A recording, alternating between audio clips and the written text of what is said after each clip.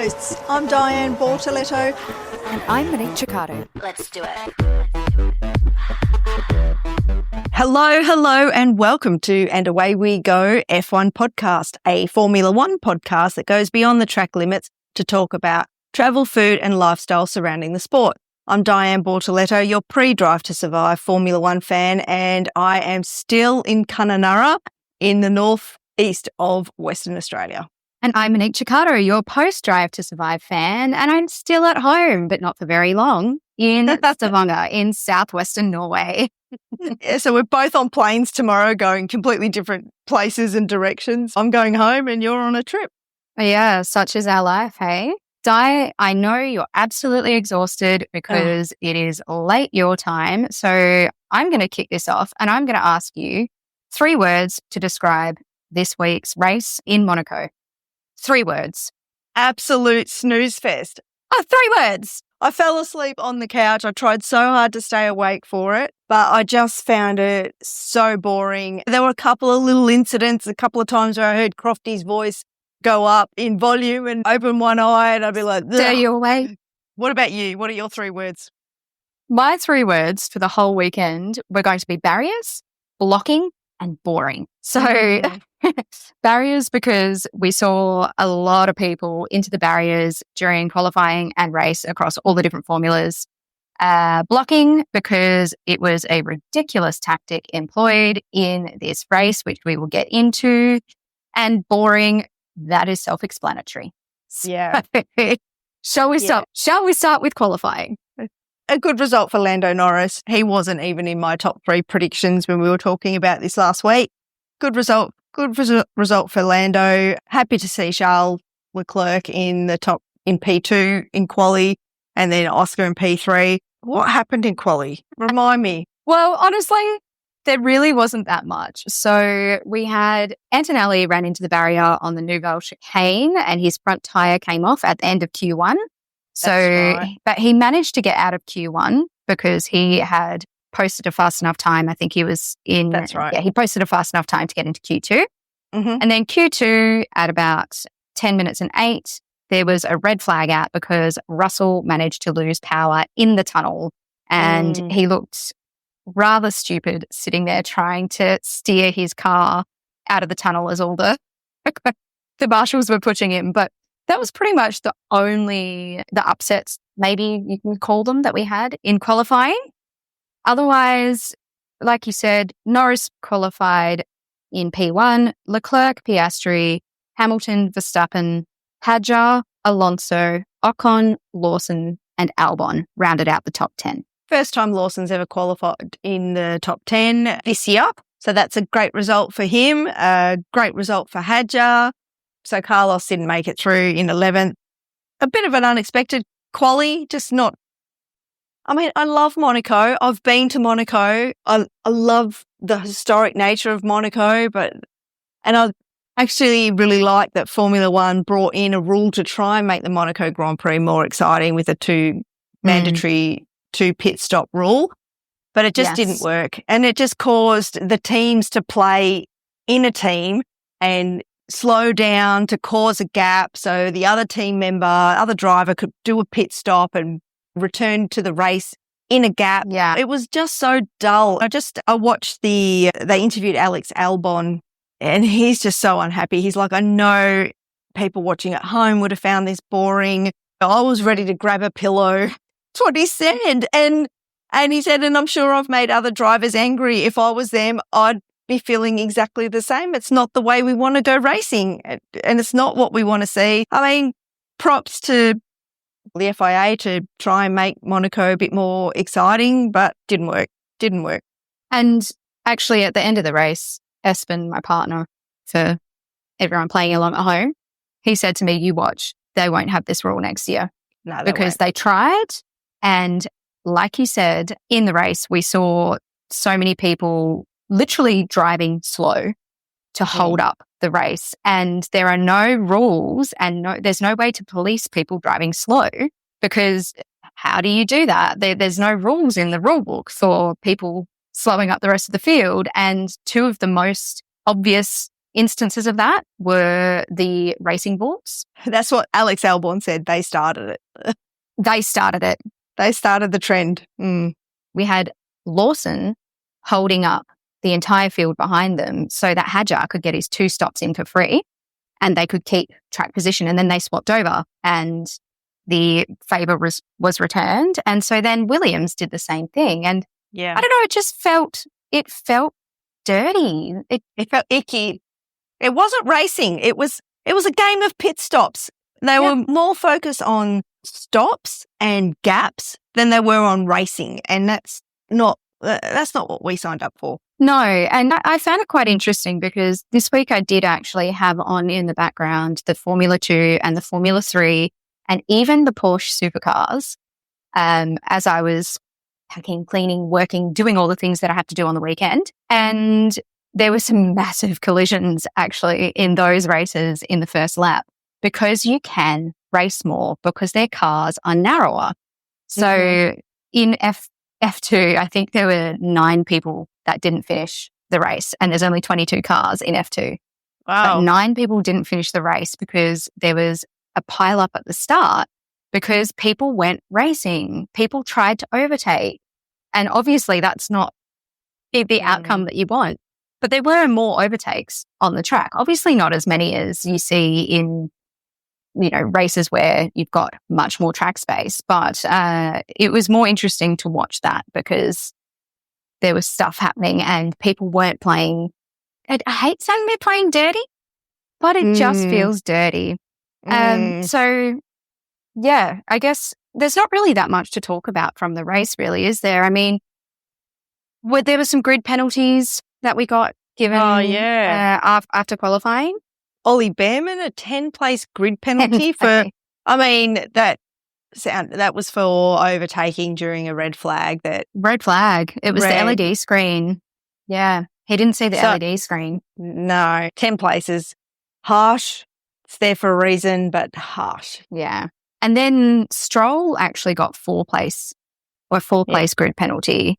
2 separate penalties. Yes. He had a 1-place grid penalty and then a 3-place grid penalty. So one was for causing a collision with Leclerc and the other was for impeding. And Hamilton also got a penalty for impeding, a 3-place grid penalty. So it shuffled around the race order a bit, the starting grid, but that's all I have to say about the rest of it. Absolute snooze fest. But so just running through the results quickly, it was Norris won his first Monaco Grand Prix. Really nice to see his mum and dad there. Charles Leclerc in second in the Ferrari. Oscar Piastri, the Australian, in the McLaren in third, rounding out the podium. And then Max Verstappen, who pitted on the last lap to get his second pit stop in before the end of the race, finished in fourth in Red Bull. Hamilton in the other Ferrari in fifth. Hadjar in Racing Bulls sixth. Ocon in the Haas in seventh. Lawson in eighth in the Racing Bulls. Albon and Sainz, both the Williams, 9th and 10th. And Russell, God, he was angry during the race, wasn't he? Yeah. I was just going to say, after you read out that top 10, I was just looking at the grid order and it was exactly as it started, except we're missing Alonso because Alonso retired on lap 38 because he had smoke coming out the back of his car. And he has recently come out and said he has to be one of the most unlucky drivers on the grid. And I think that kind of proves it because he was on track to score his first points in and get a P6. Super unlucky for Alonso. But yeah, exactly right. Like despite this new rule trying to mix things up, it hasn't. So they've tried to mix things up with the two pit stop rule, but it just hasn't worked. Qualifying order is the same as the race result, bar a retirement. Yeah, I guess when people are playing the strategy game and holding each other up to try and get a big enough gap to pit stop, that's exactly what happens. And I mean, the only other things really that did happen, Bortoletto went into the barriers on lap 1, but it was just a virtual safety car. There was nothing big that happened there. He managed to continue racing. Lap 9, Gasly retired because he ripped the front left tyre off after hitting the back of Tsunoda. Yes. He might get a penalty or something from that. I haven't heard anything yet. For next week. Then, we had Alonso retiring. And then George Russell you mentioned that he was very, very angry. And he was, because he was being held up by Alex Albon, something chronic. Yeah. And he took it into his own hands to cut the corner of the chicane and gain a track advantage. And you heard him on the radio say, "I'll take the 5-second penalty. I don't care." Yeah. And tried to keep racing. And he got slapped with a 20-second drive-through penalty for that. So he was not very happy. He was not very happy. He just didn't want to drive behind Alex Albon because he thought Alex Albon was driving erratically, because Alex Albon was driving super slow and slamming on the brakes to make a gap for Carlos Sainz. So, Yeah. No, totally boring. All right, well, let's move on. Sorry, guys, if you wanted any more chat. There's nothing else to say. From a racing fan's point of view, it was an epic fail. Oh, actually, my favourite moment at the Monaco Grand Prix was on the podium when Princess Charlene was handing out the trophy, and she had the trophy for second place, and she had to walk past Oscar, who was on the third DS on the podium, and she shook his hand and he pointed, no, not me, that guy down the end. I didn't finish second, and then she must have said, "No, I'm congratulating you." And he was like, "Oh," and then he shook her hand. And I thought that was just like, that made me laugh. I thought that is so Australian, going, "Nah, I didn't get second, it's that guy." Monaco. We have both been to Monaco several times. You've heard me bang on about how I've been to the race 10 years ago and how awesome it was and how expensive it was. And it's probably doubled in price since then. I would say so. Yes, yes. But if you are a Formula One fan looking to go to the Monaco Grand Prix, my hot tip would be to stay in Nice and catch the train. It's really easy to do. Nice is only about less than an hour by train to Monaco. It's much cheaper. Finding accommodation in Monaco during the Grand Prix, near impossible, unless you know someone or willing to pay top dollar, maybe sell a kidney. Yeah. You're not gonna... You could also stay in Menton, which is the other direction, because Menton's actually really, really close, and it's just on the border of Yeah, but what's Italy. it like during race week? And can you get to Monaco easily? Is there a train? Train. Yeah. There is a train. Cool. So you could go either way. The train line between Nice and, or actually all the way up the coast is so good, because I've caught the train from Antibes into Antibes into Monaco. And I think, again, it's only an hour and a bit. And obviously Nice is bigger, and it's a city. So there's probably 1,000,005 apartments you could rent if you wanted to. But the last time I was in Monaco was only last month. I was walking through and they had set up majority of the track, which was really cool. Really, really cool to see, because the other 2 times that I have been, we've been just in normal times and walking around. I think I've walked the track about 4 or 5 times now. But this time I actually got to do it with all the barriers up, with the grandstands up, with all of the paddocks set up. And that was really, really cool to see, because it really gave you a great sense of where everything is and how it all looks on race day, because it was the actual race. Yeah. So that was cool. I think one of the things that I always like to say about Monaco is people misunderstand the Principality, and they think that you have to be bathing in money to be able to visit Monaco and enjoy yourself. And what people have to remember is that this is a place that real people live and real people work. So there are sections of it that real people can afford to go to. So hang on a minute. I mean, Formula One drivers, they are like flesh and blood and like human, but they're not real people. Like all these gazillionaires that live there, like they're not real. They're not real people. They're not real. They're not normal. Like they're a different echelon. They're artificial. Everyday Joe. They're not. I guess your point is it is a living, breathing, working city. It's a working city, yeah. Yeah, it's not a Disneyland on show. Well, country actually, not city. But and I think that's the impression that people get, is that it's all this big flaunting of wealth, which yes, it is. It is. It absolutely is. It is. But if you don't go, so obviously go to Casino Square and look at the ridiculous parade of ridiculous cars that goes through there every day, and the ridiculous amount of people that stand there and watch it, and the ridiculous amount of people that stand next to the cars that are not theirs and have photos with them. Don't knock it. It's a cool thing to do. Don't knock it. I went. I definitely went, and I loved watching the car parade. I just didn't take photos with other people's cars. But it is a cool, like, you have to go and see it. Yeah. You have to go and see it. And you have to go and see, Hotel de Paris. You have to go and see the casino. You have to walk through and see all of the high-end boutiques. The casino, you have to pay to get into the casino. You do. You have to pay to get in to a place where you're going to lose money. So I have done it, and I will be upfront and say I'm anti-gambling. So I don't really like any form of gambling, but I did go in because it's Monaco, it's the casino. Yeah. And inside, I will say, despite the grandeur and the architecture and how luscious it is, the same sad-looking people were in that posh casino that I've seen in other casinos around the place, wearing secondhand suits, looking down and trodden. Yeah, this was in the middle of the day where you're hardcore gamblers. Yes. When they're there, it's not a James Bond film full of glamorous people. It really opened my eyes, that experience. I was like, here we are in Monaco, where I feel like every second person is dripping in jewels and furs and carrying their Louis Vuitton handbags and ridiculous amounts of wealth. Seeing a Ferrari is almost pedestrian in Monaco. Yeah. You need to see the spec'd up cars or other makes of car, What did I see when I was last there? A Rolls-Royce Phantom, There, you need to see the Maseratis, the Rolls-Royce Phantoms, the Aston Martins. The Lamborghinis, all of them. Yeah. They after a while, you're like, oh, another Lambo, oh, another Ferrari. It's been original, There's a Lambo boat that I saw both the last times that I was there, and that is sexy. So, yeah, there's a Lamborghini boat.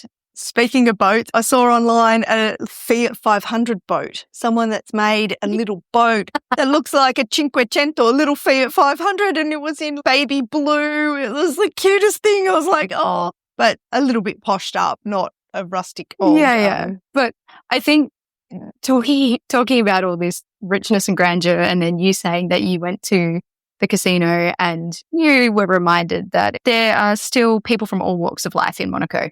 And there really is. One of my favourite parts of Monaco is La Condamine, which is, if you're familiar with the racetrack and if you're familiar with the harbour, La Condamine's kind of like top left of the harbour. And that's more of the kind of, everyday person kind of area. And one of the things that I will never, ever, ever forget is we were staying in Villefranche-sur-Mer, which is one stop away from Monaco. Nice there. And it's amazing. And It's we took beautiful. a trip in to Monaco, and we had the cheapest meal of our holiday in Monaco. Yeah, right. So it all depends on where you go.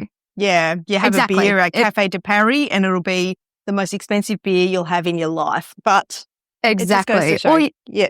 You go to the brewery, which is right down on the harbour there. And if you're familiar with the track, it's kind of underneath the pit lane when it's all set up.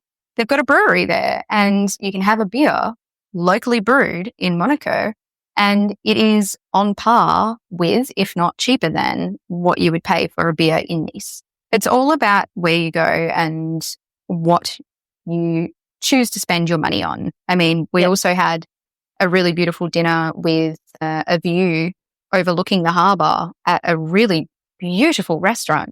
And I was so surprised at how I won't say affordable, because it was a higher end meal, but I was expecting to pay a lot more for that meal. But we were just smart about it, and we didn't order, 4 courses. We had mains and a dessert and a drink each, and it was affordable. In Nice, there's really expensive places there as well, and you can be ripped off, and there's lots of tourist traps there. So you've got to be a discerning traveller. Exactly. And I will say, some of the things that I feel like you have to see in Monaco, you have to take the free bus up to the gardens, up to the Prince's Palace, and you can do a tour of the Prince's Palace. And look, I am the worst when I have to listen to history. because I switch off in about 2 seconds flat and don't like listening to it at all. Oh, I kind of like it, but it depends on who's delivering it. I finished uni too many years ago to listen to someone lecture me. But this is like you put headphones on and it's a self-guided one. Oh, yeah, they're boring. And I mean, it was a really cool place to see though, because the prince has put so much time and effort into restoring this palace and kind of stripping back and rediscovering, I guess, all the beautiful frescoes that were there. Seeing that the gardens up there are beautiful, and that old area of Monaco is so beautiful, and you have the most incredible view back over Monaco from that. I also suggest going to the beach, which I've just had a mental blank on the name right now, but they have a beautiful little beach there, and all around it's a pebbly beach, so you don't get sand on your feet, which is really nice. And it's just a nice experience to be able to swim. And they have beautiful restaurants and bars and everything all the way along. Likely going to cost you a fair bit to eat there, but it's the experience if that's what you want. If you want to sit by the beach, by all means. I don't know, did you get to see and do anything else when you were there that you highly recommend? Well, there's one thing I want to do in Monaco is go and see the prince's private car collection, which I did that. Yes. Which I haven't done, which I would love to do because he's got a solid, impressive collection of cars. So you've been. Yes. And I can't believe I forgot to mention that. It's actually if you walk the track, it's along the track. So you can kind of make it a part of your walk around. And it is incredible. Daniel Ricciardo has a helmet that he signed and gave to the prince. It's up on the wall.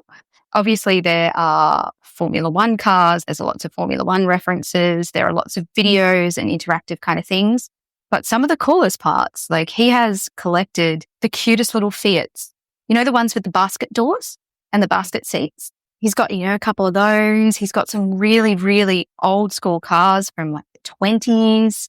It's a really, really cool collection. So even if you're not the biggest Formula One fan, it's a cool thing to go and see because you don't have to know about Formula One to enjoy it. There are all these other historic cars that even if you're not the biggest car fan, you're going to think the Fiat is cute. So and the Historic Grand Prix is another event I would love to go to at Monaco just to see cars from yesteryear racing. I love classic cars, so that would be that's another thing on my list. And also Monaco hosts a rally as well, World Rally Championship event. Yeah, and an Ep28. They've got lots of motor racing, but they're really, really good with their events. They have ballets, operas, orchestras, all sorts of things all throughout the year. Monaco has lots of great events throughout the year. Just to recap that, it would be the Prince's Palace, the view from up the top there, the gardens, go to the brewery,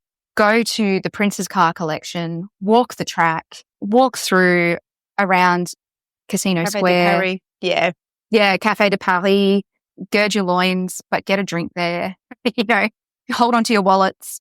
Get a coffee there, get a drink there. Have a beer, splurge. If you're going to spend all the money to go to Monaco, you may as well enjoy yourself. You don't have to be crazy, but just have a drink. If it costs you $35 for a beer, so be it. Exactly. Chalk it up as an experience.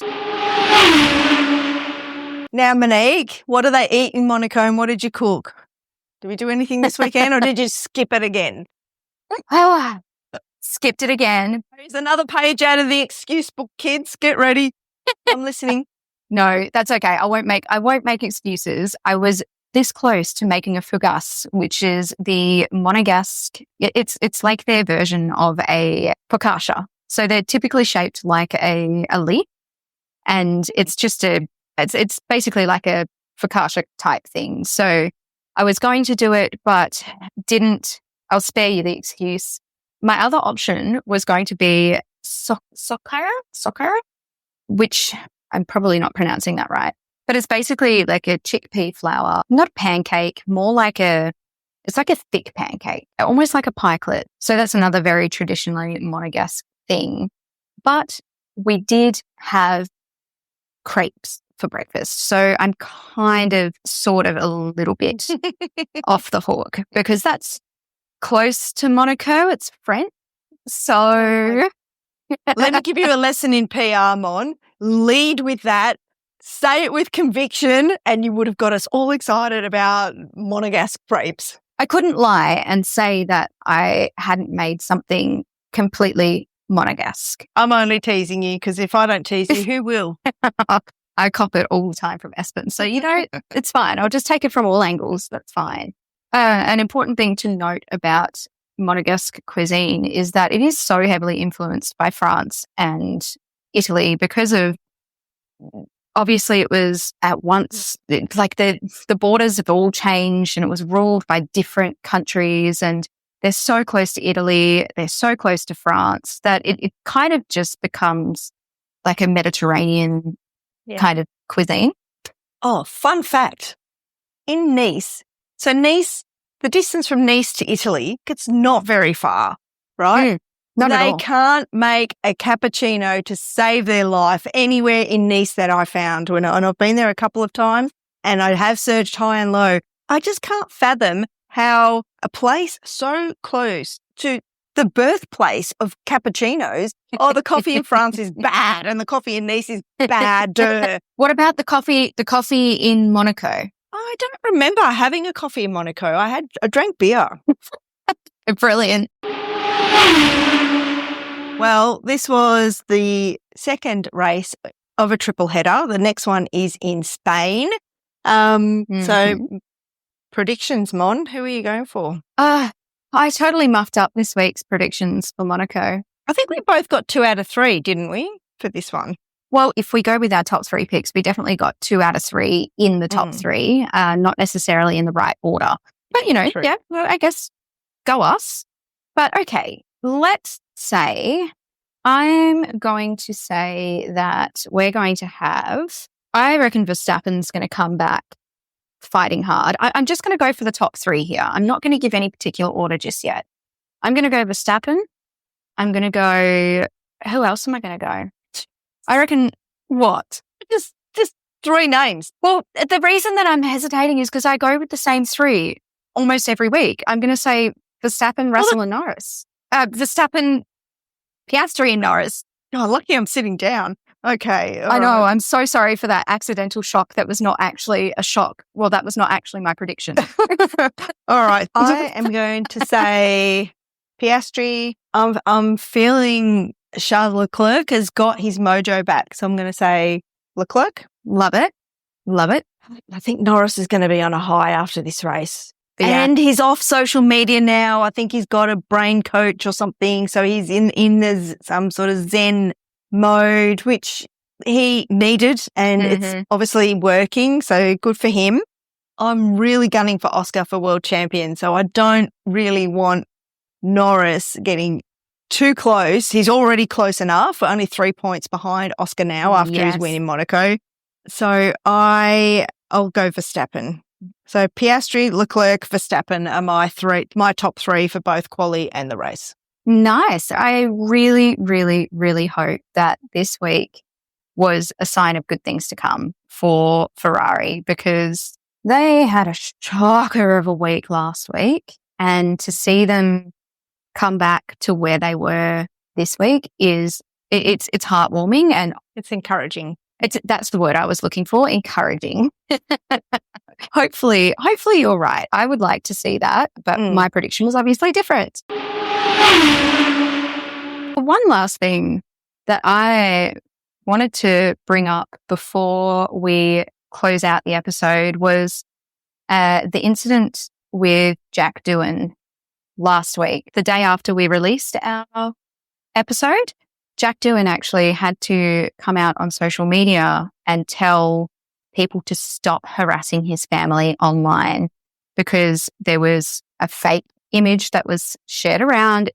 Don't know why people do this in the first place and create fake images like that. That can be so damaging because it was very hard to tell that it wasn't real.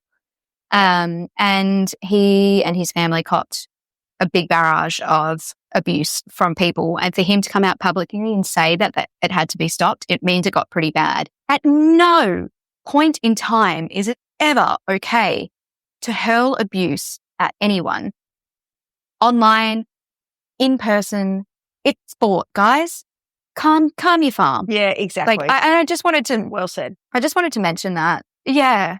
Because I just think it's absolutely ridiculous. It's happened before when Latifi crashed in the closing stages of a race that determined world champion. It was actually when Max took the world champion title, and it happened because Latifi crashed, bought out the safety car, and then we had a 1 or 2 lap shootout at the end. Oh, Abu Dhabi 2021. I still have nightmares about that. Yeah. Right, I think we all do. Probably no one more than Latifi, because he was completely silent and offline for a good amount of time after that. And when he did come back online, it was to tell people that he needed the abuse to stop. And it's just ridiculous that it gets to that point where people think that they can say such awful things to people over sport. I mean, yell at your TV, by all means. Go for it. Yeah, well, the Colapinto fans might have been a bit quieter this weekend, given Franco qualified dead last, and it just hasn't really been getting the results that Alpine have probably hoped for. But it's still early days. Give him a chance. Just quickly, the driver standings at the moment, we've got Oscar still in the lead. 3 points behind is Lando Norris, his teammate, the McLaren. Max Verstappen and Red Bull in third. He is... maths on the fly. 22 points behind. Lando on 136. George Russell on 99. Charles Leclerc on 79. Lewis Hamilton in the second Ferrari in 63 points. Kimi Antonelli, 7th in the Mercedes on 48 points. Alex Albon on 42 points in the Williams. Esteban Ocon in the Haas, 20 points. And Isaac Hadjar in 10th place with 15 points. Good on you, Hadjar. Hats off to all these guys in the midfield that are, making inroads in their perhaps not great cars, but good on them. And that in the team standings, it's pretty boring. It's McLaren on 319 points, then Mercedes in second place on 147. So it's 319 to 147. That's a massive gap. Then Red Bull on 143, then Ferrari on 142. Then Williams on 54. So second, third and fourth place is really close, but McLaren with their 2 drivers that are consistently scoring good points most races. Oh, I heard a stat on the broadcast that Oscar Piastri has scored points in the last 34 races, making him the 3rd longest driver to score points every race. Wow. So he's got the 3rd longest stint. Yep. Good on him. I love these stats that they come out with. In his 3rd year of Formula One racing, right? So let's just bring it back to perspective, like put in perspective. All right. Well, I think that's a wrap, Mon. Yeah. You need to go to sleep. I need to finish my article before I go away. So let's do it. Well, first of all, thanks for listening. And if you guys enjoyed what you heard and have enjoyed what you've been listening to thus far, please leave us a rating and a review on any of your favorite podcast listening apps. It's always very, very helpful for us. You can also follow along on our social media. We're on Instagram, TikTok, YouTube, LinkedIn, and Facebook. You can also email us at andawaywegof f1podcast@gmail.com if you've got something a little bit longer that you'd like to say to us. Thank you so much, Mon. It's been fun reliving memories of Monaco. Not this race, though. That's one I'd like to forget. Thank you, guys, for listening. Yeah, we'd love to hear your opinions on this 2 stops.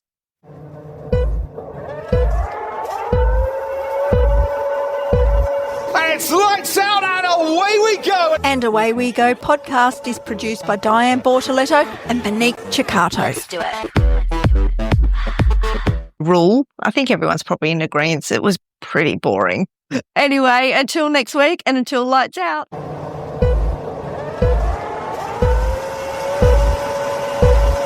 It's lights out and away we go. And Away We Go podcast is produced by Diane Bortoletto and Monique Ciccato. Let's do it.